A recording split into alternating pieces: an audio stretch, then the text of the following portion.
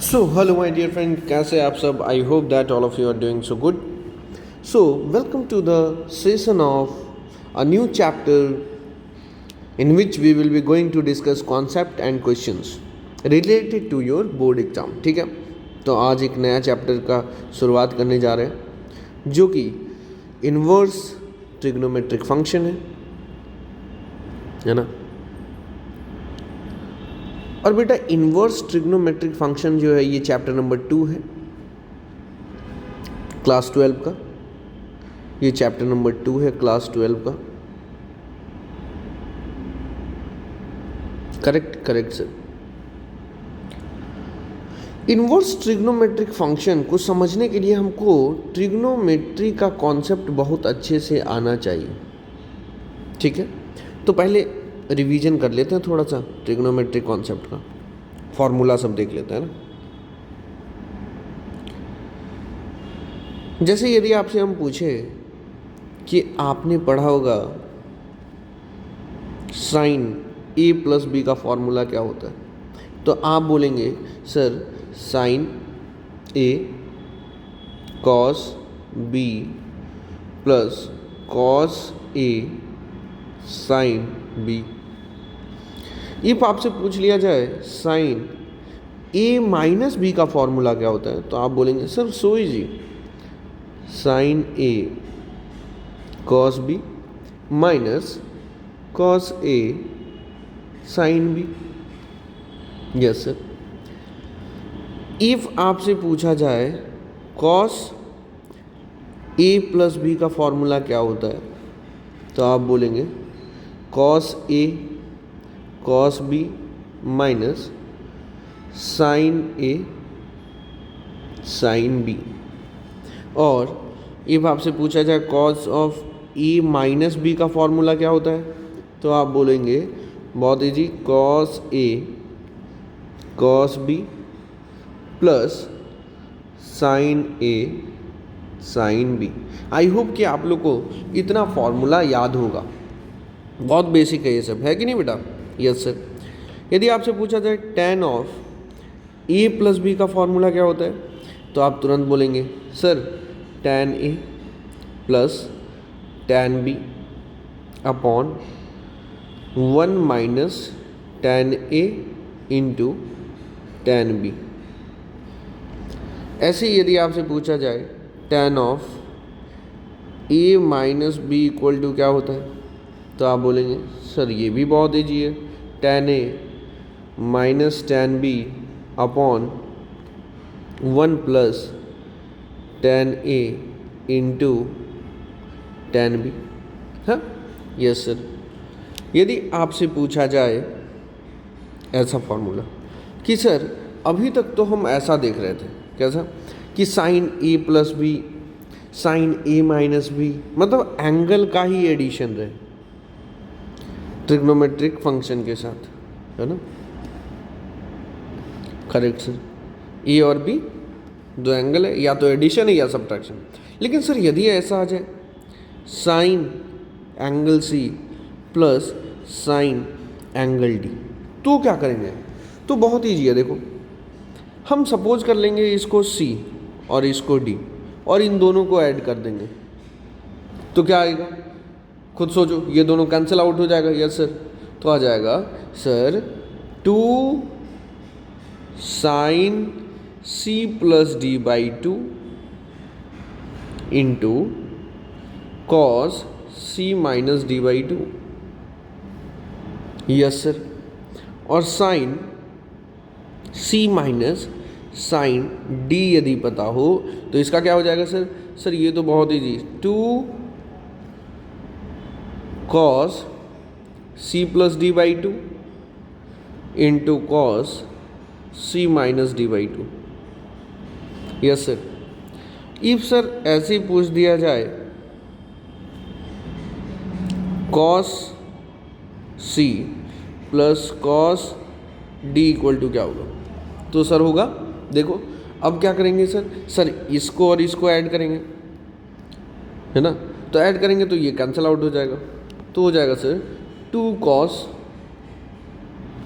C plus D by 2 into cos C minus D by two.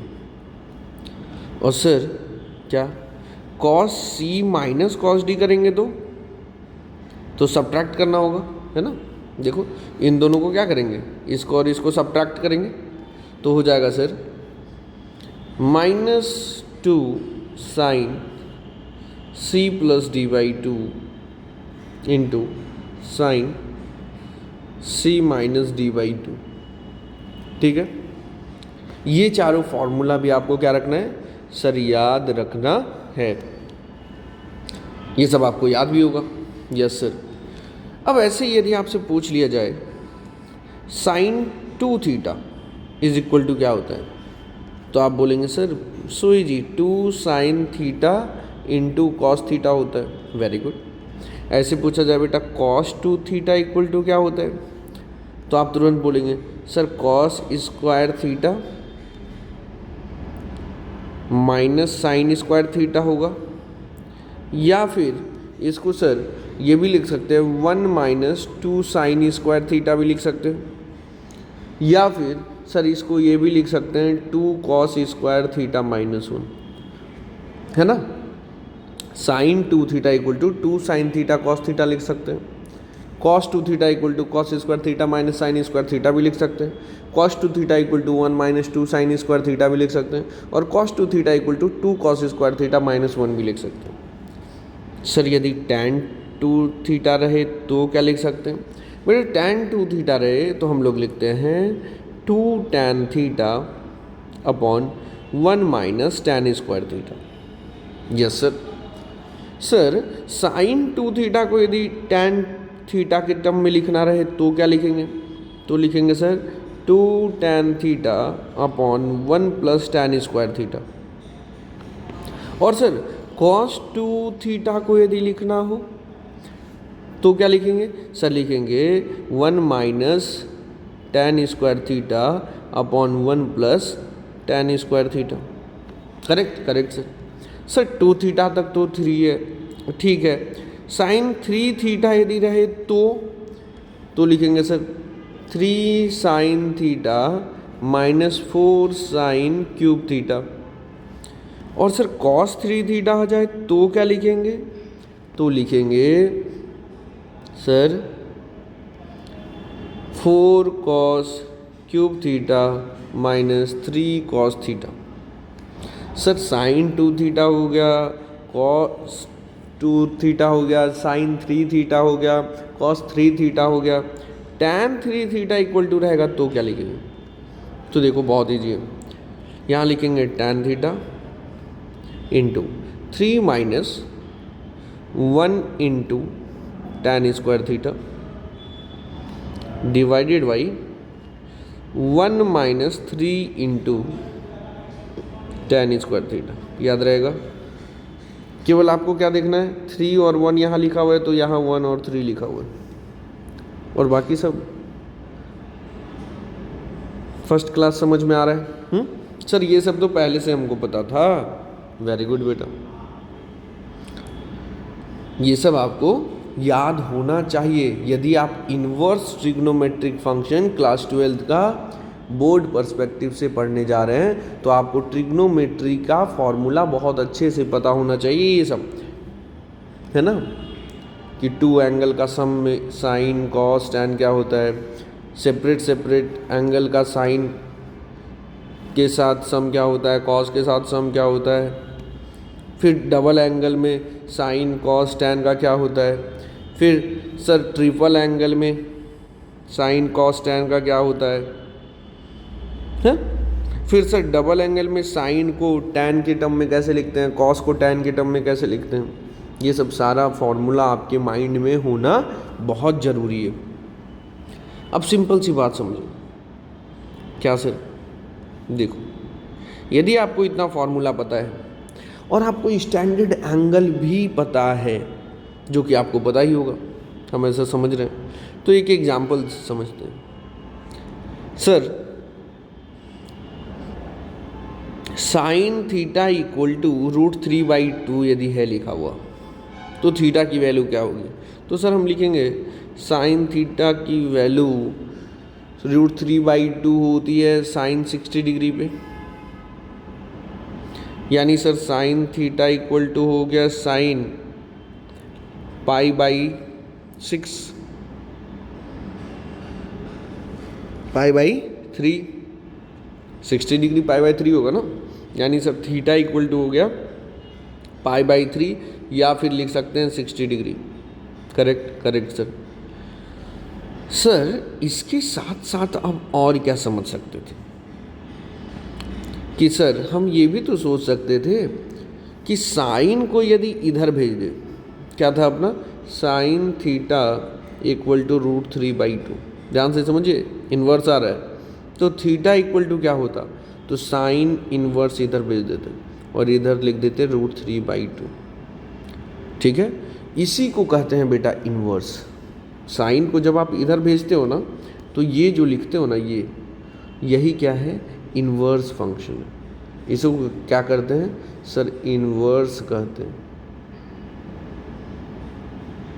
और theta क्या है sir, theta तो angle है, यानी सर ये जो टोटल है साइन इन्वर्स √3/2, ये क्या है सर, ये एक एंगल है। बात समझे? यस। तो इन्वर्स का मतलब क्या है, एंगल। इन्वर्स का मतलब क्या है, एंगल। तो यदि सर ध्यान से समझना, कॉन्सेप्ट में आ रहे हैं धीरे धीरे, sine theta is equal to X है, तो थीटा इक्वल टू क्या होगा, theta equal to sine inverse X होगा। हाँ, यही है सर इन्वर्स ट्रिग्नोमेट्रिक फंक्शन, यही है इन्वर्स ट्रिगोनोमेट्रिक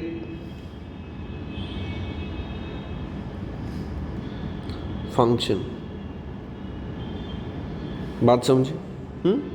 ऐसे ही sir if cos theta equal to रहे, तो if sir cos theta is equal to X रहे, तो थीटा इक्वल टू लिखेंगे cos इनवर्स एक्स।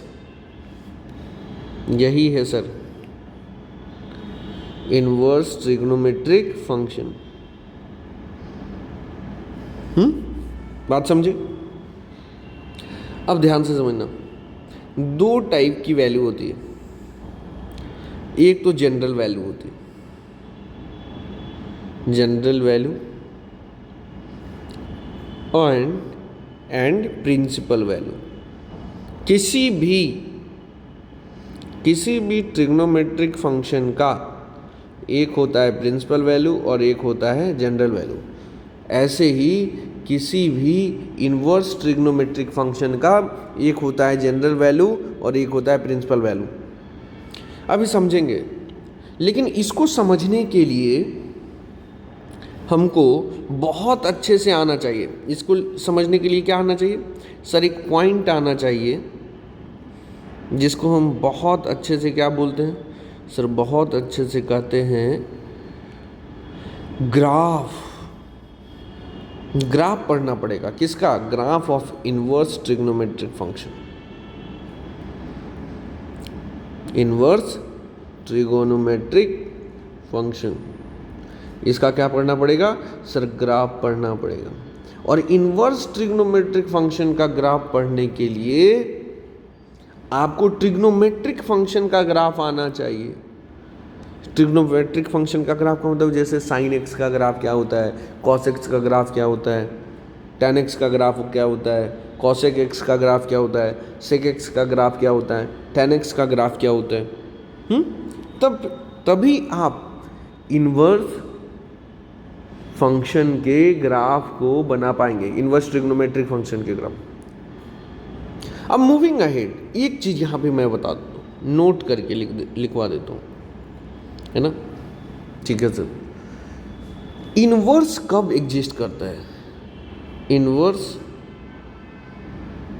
हम लोग पढ़ चुके हैं फर्स्ट चैप्टर में, exist if and only if the function is bijective function. The function is bijective. याद है, किसी भी फंक्शन का इन्वर्स कब एग्जिस्ट करता है? जब सर वो फंक्शन बाइजेक्टिव होता है। बाइजेक्टिव का मतलब बता चुके थे।